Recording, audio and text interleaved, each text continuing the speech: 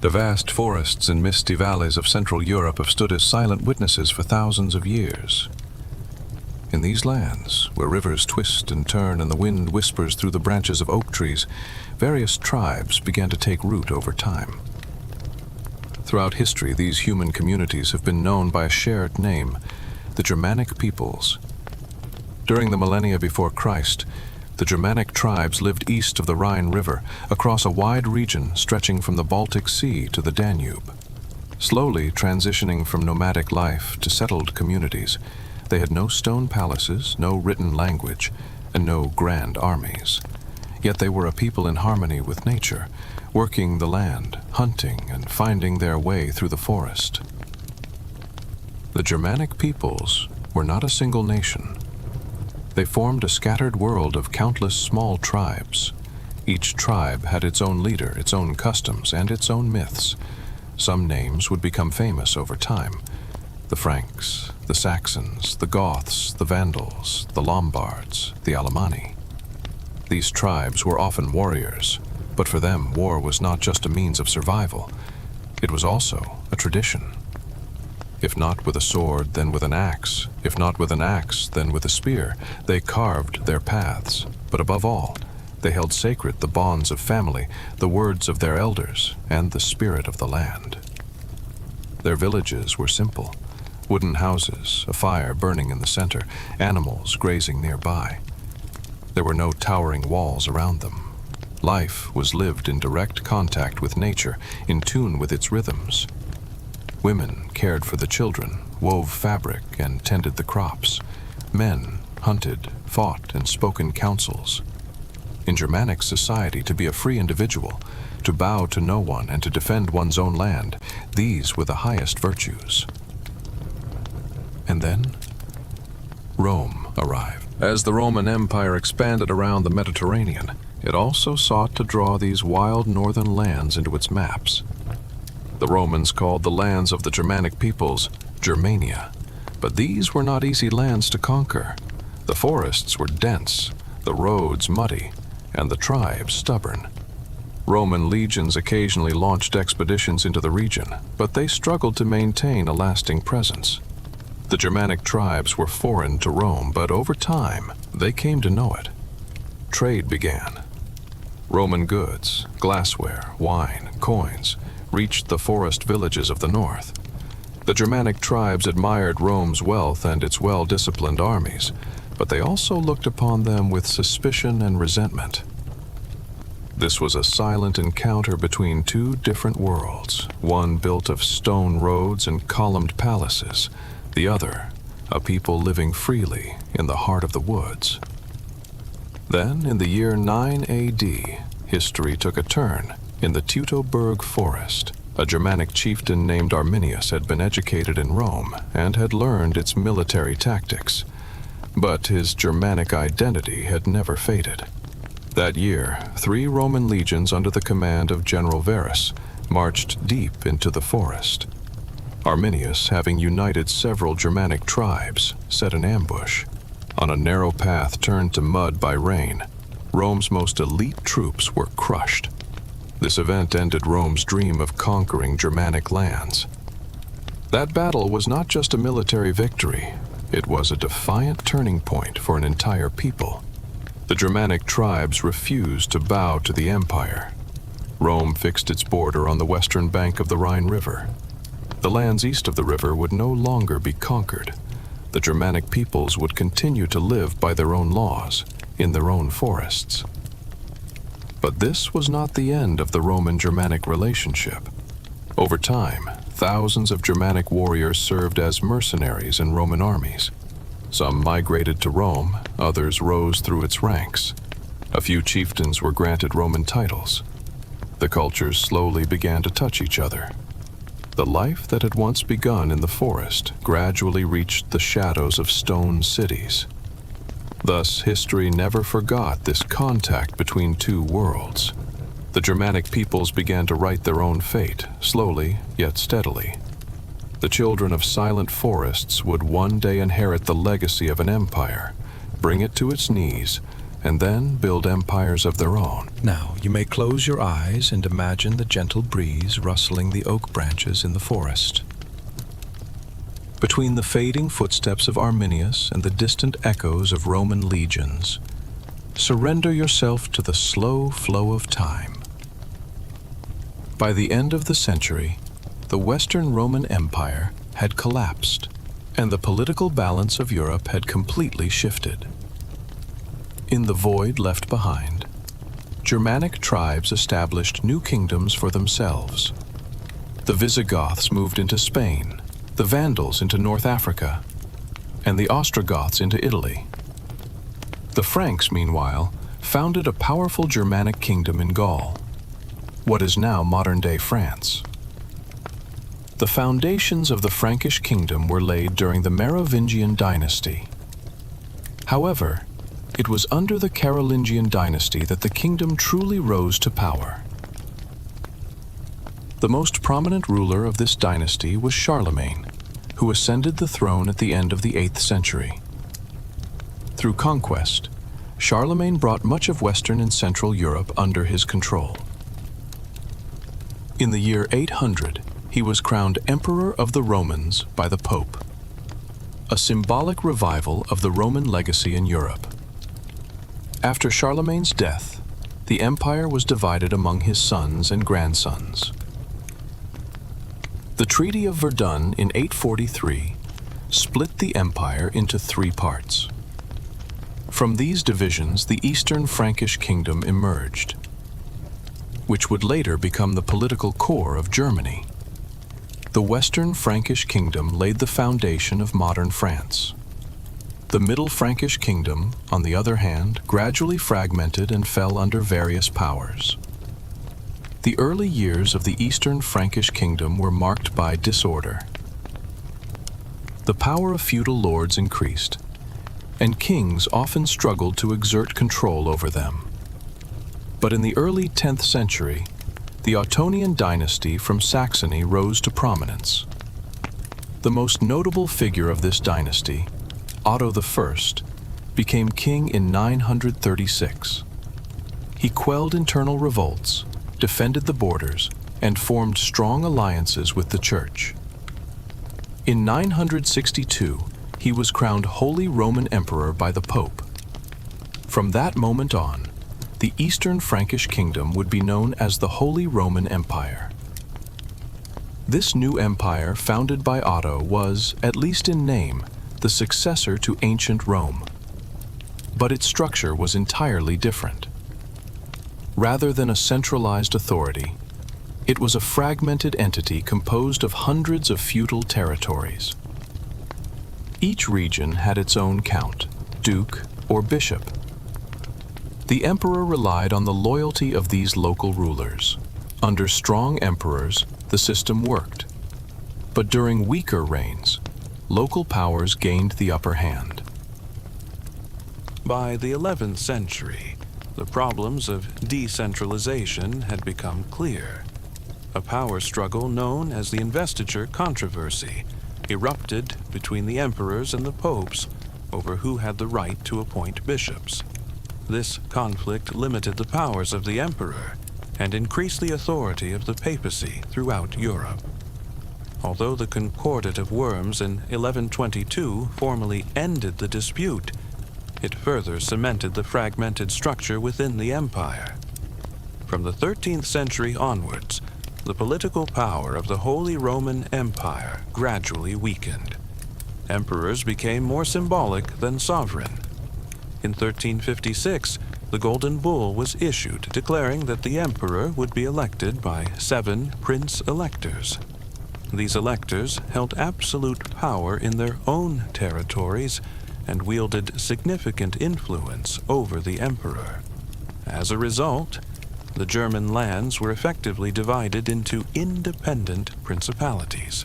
During this period, the empire's borders were vast. In addition to present-day Germany, they included Austria, the Czech lands, Slovenia, Switzerland, the Netherlands, Belgium, and parts of northern Italy.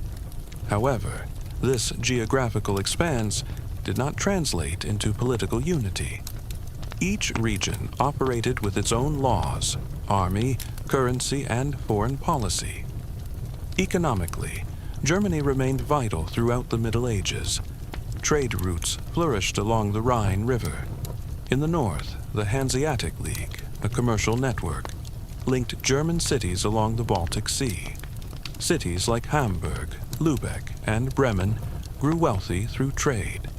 Meanwhile, in southern Germany, cities such as Nuremberg and Augsburg became known for craftsmanship and commerce. In the 14th and 15th centuries, German society experienced profound changes. The urban bourgeois class was gaining power, and the role of the church was increasingly questioned. Yet this unrest would soon evolve into a much greater crisis. At the start of the 16th century, a new religious movement led by Martin Luther would shake the very foundations of both church and empire. At the dawn of the 16th century, an idea quietly growing within the German lands would soon erupt into a movement that swept across the continent.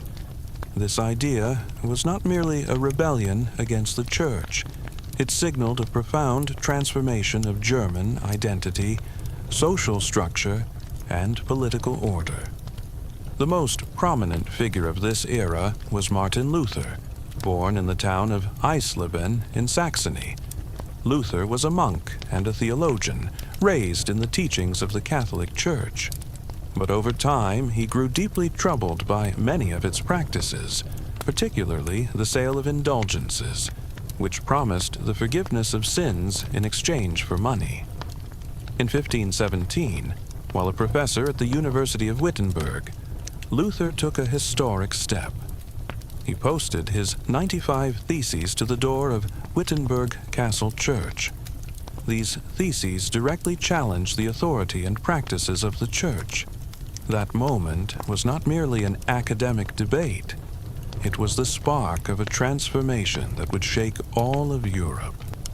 Luther's ideas spread quickly across Germany.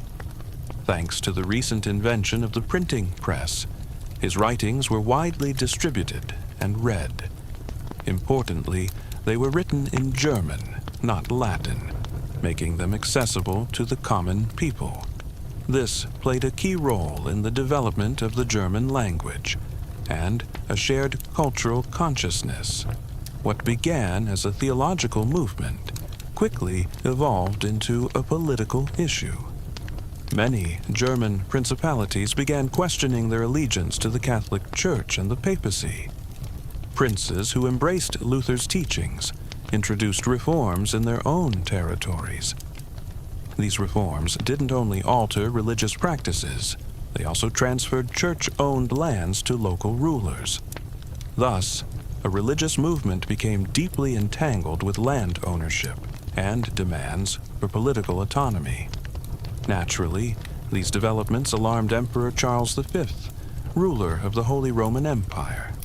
A member of the Habsburg dynasty, Charles held vast territories across Germany, Spain, the Netherlands, and Italy. As one of Catholicism's strongest defenders, he sought to suppress Luther's ideas. But Germany's fragmented political structure made this difficult. A deep divide formed between Protestant and Catholic regions. Over time, this division led to open conflict. In 1546 to 1547, the first major military clash occurred, the Schmalkaldic War between the imperial forces and the Schmalkaldic League, an alliance of Lutheran princes. Though the emperor emerged victorious, the victory was short-lived. Protestant ideas had already spread too far to be forcibly extinguished. In 1555, the Peace of Augsburg offered a temporary solution. The treaty declared that each prince could determine the official religion of their own territory. This principle was summarized as cuius regio, eius religio, whose realm, his religion. However, this was not a lasting peace. The treaty only applied to Catholicism and Lutheranism. excluding other denominations and religious movements. By this time, Germany's religious and political landscape had grown even more complex.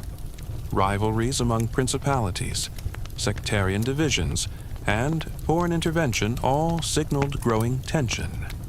By the 17th century, that tension was on the verge of exploding. In 1618, the 30 Years' War began, one of the most devastating conflicts in both German and European history. It was sparked in Bohemia, where a Catholic king cracked down on Protestant subjects. But the conflict quickly expanded as powerful nations like Denmark, Sweden, and France joined in. The war ceased to be purely religious. It became a broader struggle for dominance in Europe. Throughout the 30 Years' War, German lands were repeatedly invaded, pillaged, and burned. Cities were destroyed, rural areas ravaged. A massive portion of the population either perished or fled. Agriculture and trade collapsed. In some regions, population losses reached 50%. Hunger, disease, and violence plunged Germany into a deep decline. The long and bloody conflict finally ended in 1648 with the Peace of Westphalia. This treaty marked a turning point not only for Germany, but for all of European diplomacy. From then on, the principle of non-intervention in domestic affairs was recognized, and broader religious tolerance was introduced. The Peace of Westphalia also formalized the fragmented political landscape of Germany. The autonomy of the principalities was acknowledged. The empire now became little more than a symbolic structure. Germany had transformed into a mosaic of hundreds of quasi-independent states. This disunity would remain a major obstacle to German unification for centuries to come. In the second half of the 17th century, Germany began to recover, but the process was slow and painful. Trade gradually resumed, artisans returned to their crafts, and cities were slowly rebuilt. The borders between Catholic and Protestant regions solidified. Sectarian divisions had now become fixed in the geography. During this period, two regional powers began to rise: Austria and Prussia. The Habsburgs, based in Austria, strengthened their centralized control. Meanwhile, in the northeast, Brandenburg Prussia gained attention with its small but disciplined military. These two forces would go on to play decisive roles in German politics in the centuries ahead. Germany was now leaving behind a century marked by religious chaos and was entering a new phase of economic, military, and political transformation. But with a fractured geography, autonomous principalities, entrenched confessional divides, and the emergence of competing powers, the future of Germany remained a complex and uncertain tapestry. Despite the existence of hundreds of small states across German lands, two major powers gradually rose to prominence by the end of the century and throughout the 18th century: the Austrian Habsburgs in the south and east, and Brandenburg Prussia in the north and east. These two states differed not only in political and military strength, but also in their approaches to governance. The Austrian Habsburgs represented a continuation of the traditional imperial structure. Their empire was multinational, comprising Germans, Hungarians, Czechs, Croats, Romanians, Italians, and many other peoples. This made the Habsburgs both powerful and vulnerable. They were powerful due to their vast territories and large population, but fragile, because the cultural and linguistic diversity within their empire complicated central authority. Prussia, by contrast, had a very different structure. Although much smaller, it rapidly rose in power thanks to military discipline, administrative efficiency, and a well-educated bureaucracy. Prussia's foundations were laid with the unification of the electorate of Brandenburg and the Duchy of East Prussia. In 1701, Elector Frederick III crowned himself as King Frederick I of Prussia, thus elevating his dynasty's status. From that point on, there was not only an emperor in Germany, but also an independent kingdom. However, Prussia's true ascent came under Frederick II, known to history as Frederick the Great, who took the throne in 1740. That same year, the death of Emperor Charles VI brought a woman, Maria Theresa, to the Habsburg throne. Her rise shocked the European power balance. Seizing the opportunity, Prussia invaded the wealthy region of Silesia, marking the beginning of a long rivalry between Austria and Prussia. Between 1740 and 1763, Prussia and Austria fought three major wars: the War of the Austrian Succession, the 7 Years' War, and other smaller conflicts. In these wars, Prussia proved itself to be unexpectedly strong and militarily effective. Its ability to withstand not just Austria, but also France and Russia during the 7 Years' War showcased its advanced military organization. At the war's end, Prussia retained Silesia and secured its place among Europe's great powers. But Prussia's strength was not solely military. Its state governance drew attention too. The Prussian monarchy adopted a model of enlightened absolutism. The king ruled with absolute power, assuming he knew what was best for the people, yet also invested in their education, health, and legal protections. Frederick II had a deep interest in philosophy, corresponded with Voltaire, and wrote in French rather than German. Still, he governed with strict authority and centralized control. By the late 18th century, two opposing poles had emerged in Germany: Austria's traditional, multi-ethnic empire, and Prussia's disciplined, centralized, and increasingly nationalist state. This duality would leave a lasting impact on Germany's political future. Toward the end of the century, a profound transformation began to sweep across Europe: the French Revolution. Breaking out in 1789, it was not just a change of government. It was a full-scale rebellion against monarchy, aristocracy, and church dominance. With its ideals of liberty, equality, and fraternity, the revolution began to shake Europe's old order. Monarchies across the continent feared the spread of these revolutionary ideas. The French Revolution soon evolved into revolutionary wars, and Napoleon Bonaparte emerged, altering not only the fate of France, but all of Europe. Once again, German lands became a battleground.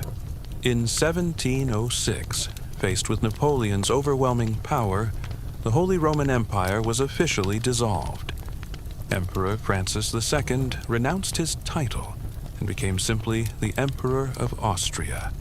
With that, the millennium-old empire came to an end. Napoleon reorganized German territories to serve his own interests. In 1706, he established the Confederation of the Rhine, bringing many small German states under French influence. This confederation can be seen as a precursor to centralization in Germany. Initially, both Prussia and Austria suffered heavy defeats in their wars against Napoleon. Yet, over time, these struggles sparked a sense of national awakening among the German people. The Wars of Liberation, 1813 to 1815, which ended in Napoleon's defeat, marked the beginning of a new era for Germany. The Congress of Vienna in 1815 redrew Europe's borders and created a new structure on German soil, the German Confederation. This loose union replaced the Holy Roman Empire. Austria led the Confederation, but Prussia was now clearly preparing to rival it. In the first half of the 19th century, Germany experienced major changes.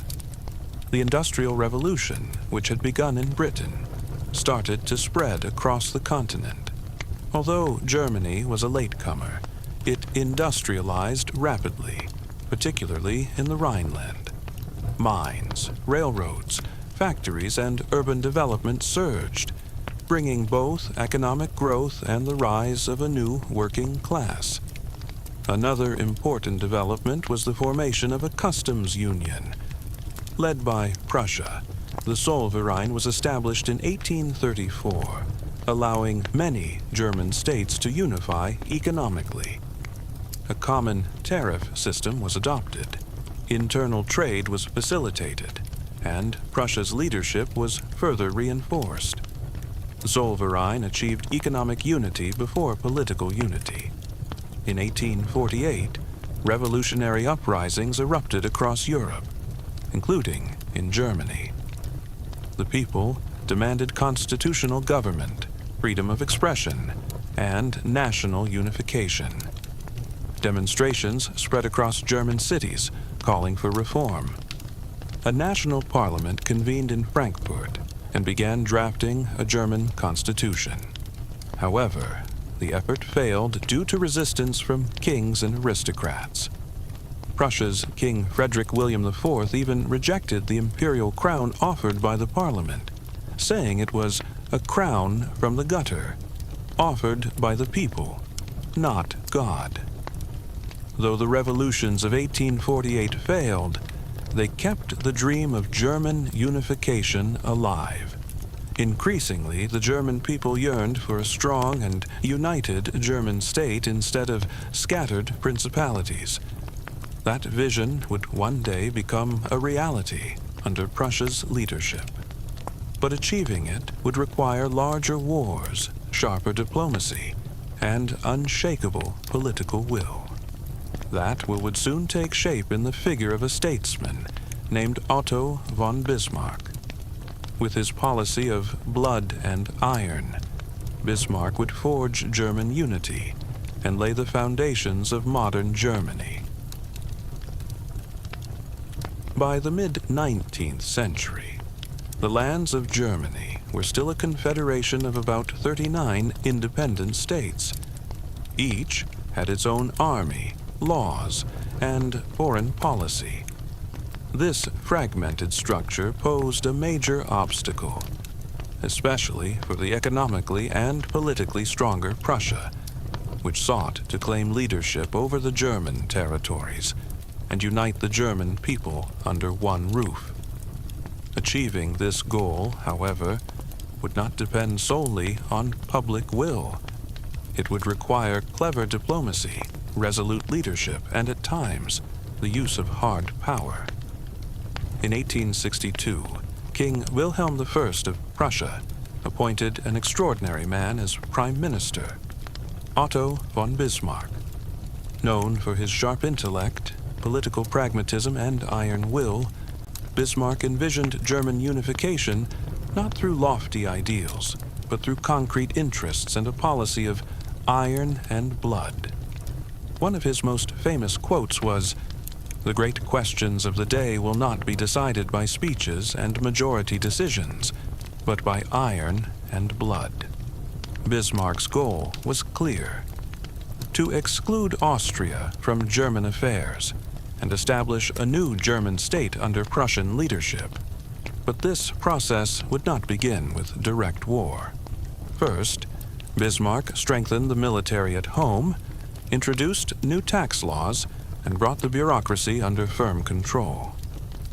Then he turned to foreign policy. In 1864, the first significant step in German unification was taken. Prussia went to war with Denmark, which sought to annex the German-speaking regions of Schleswig and Holstein. The status of these regions was contested. Seizing the opportunity, Prussia allied with Austria to declare war on Denmark. The war was short, and Denmark was defeated. Schleswig was handed to Prussia, and Holstein to Austria.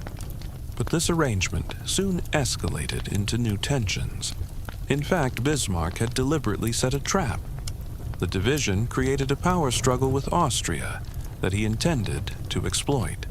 2 years later, In 1866, Prussia and Austria went to war over leadership in Germany.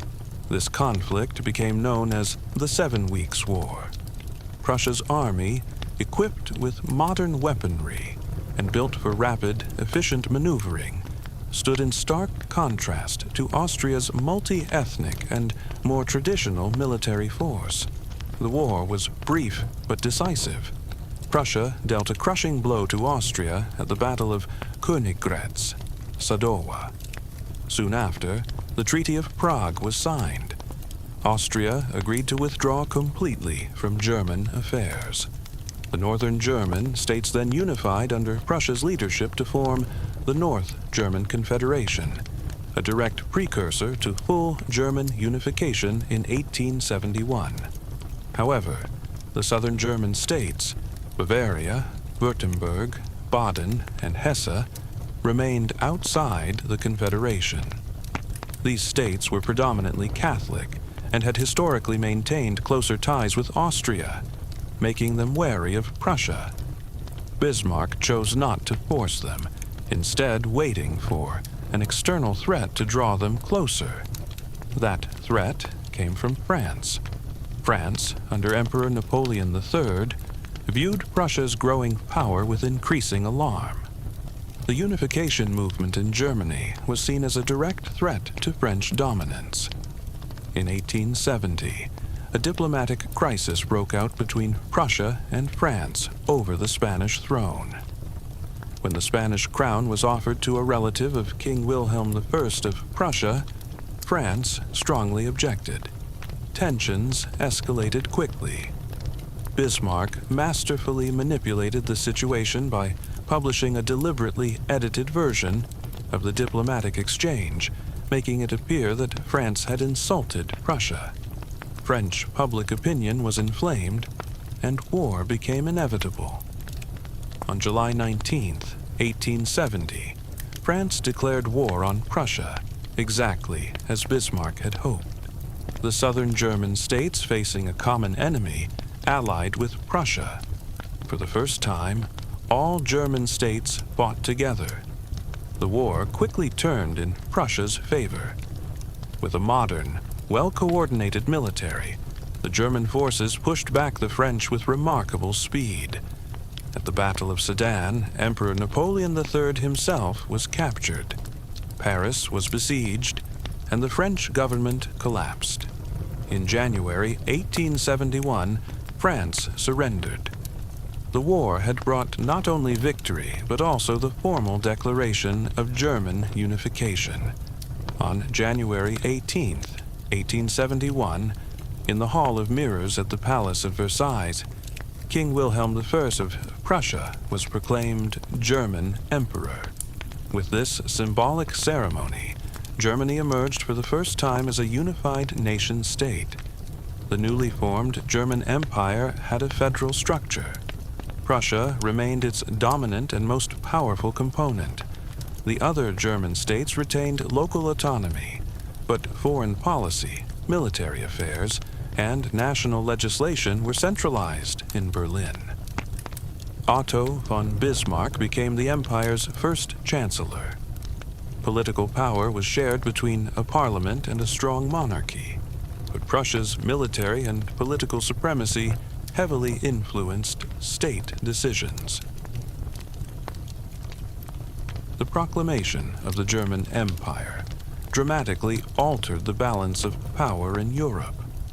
For France, it was a humiliating blow. The fact that the ceremony was held at Versailles, a symbol of French royal power, was a calculated display of dominance. It also sowed the seeds of France's desire for revenge, which would shape future conflicts. With unification achieved, Bismarck entered a new phase. His goal now was to preserve the unity, isolate France, and ensure peace in Europe. To do so, he orchestrated a complex network of alliances, restored relations with Austria, and built diplomatic bridges with Russia. Germany had become an industrializing, disciplined, and powerful state at the heart of Europe. Yet, within the empire, old problems still lingered. Ethnic divisions, religious tensions, class conflicts, socialist movements, and especially the demands of the working class would later exert pressure on internal politics, though Bismarck was remembered as the architect of unity, maintaining that unity would require new forms of governance and compromise. In conclusion, the year 1871 was not just a moment of unification. It marked the beginning of a profound transformation. The German people were now united under one flag. In just a few decades, the new empire would become Europe's leading industrial power. But with that rise came new tensions, future wars, and events that would reshape world history.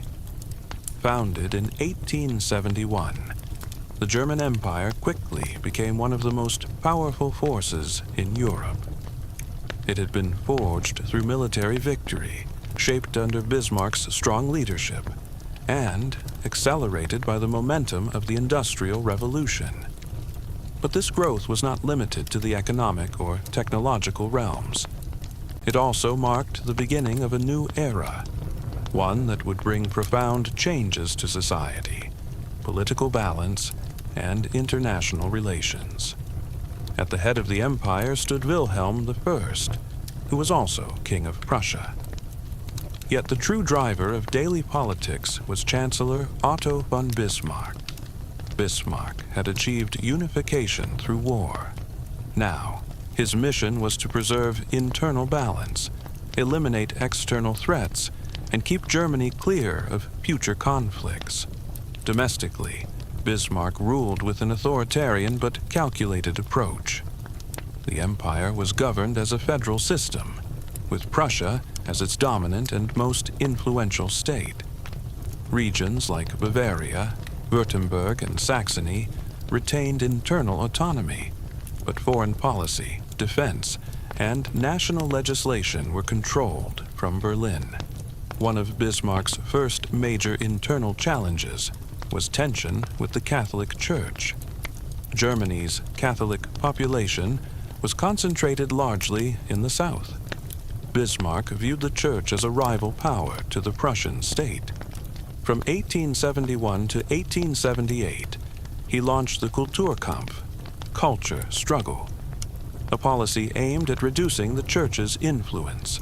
Catholic schools were closed, and the appointment powers of clergy were curtailed. Yet the campaign backfired. Catholics organized more strongly under the Center Party, and Bismarck eventually backed down.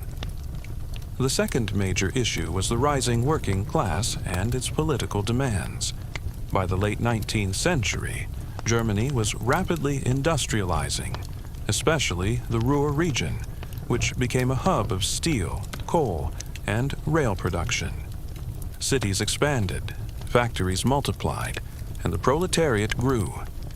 These shifts fueled labor movements and socialist ideologies. The Social Democratic Party of Germany, SPD, founded in 1875, quickly became the voice of the workers.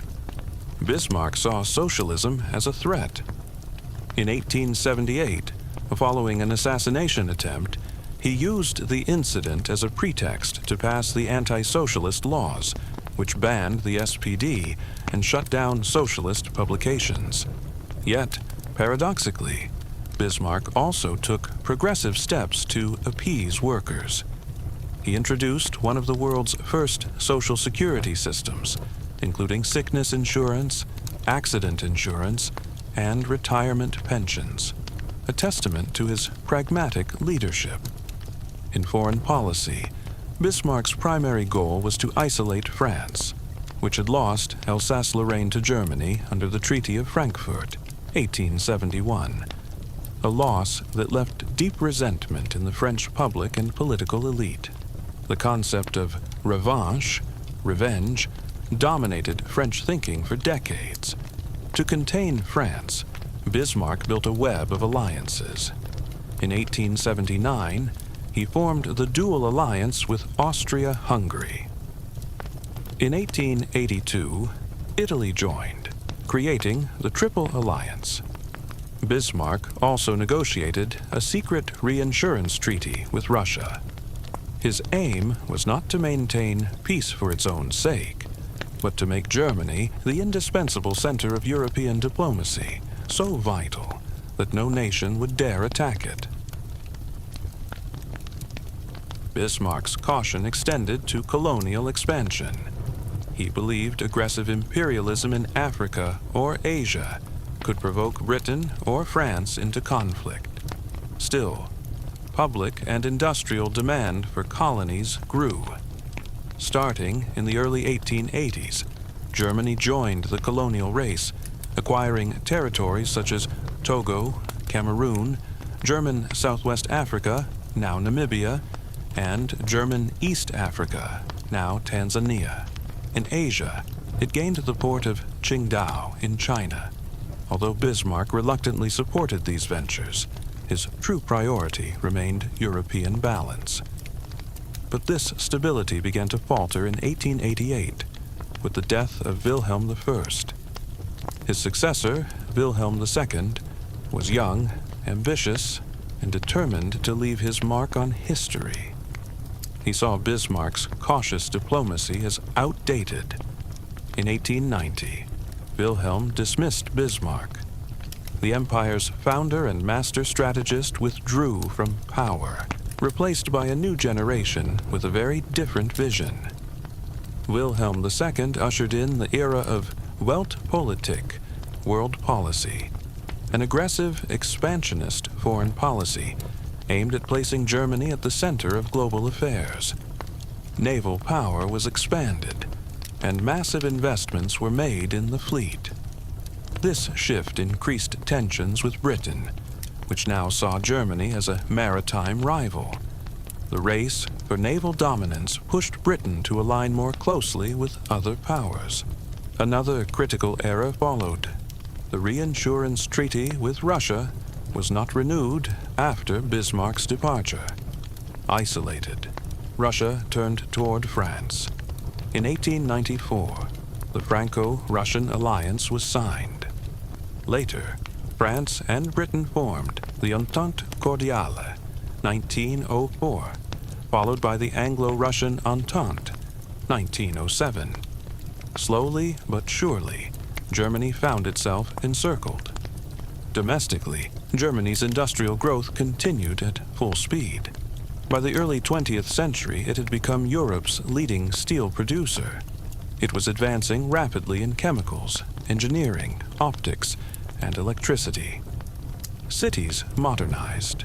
Berlin emerged as a cosmopolitan capital with trams, factories, and grand train stations. German universities led in science and research. But life wasn't equally bright for all. Working conditions were harsh, and housing for the urban poor remained inadequate. Social democratic movements kept gaining ground.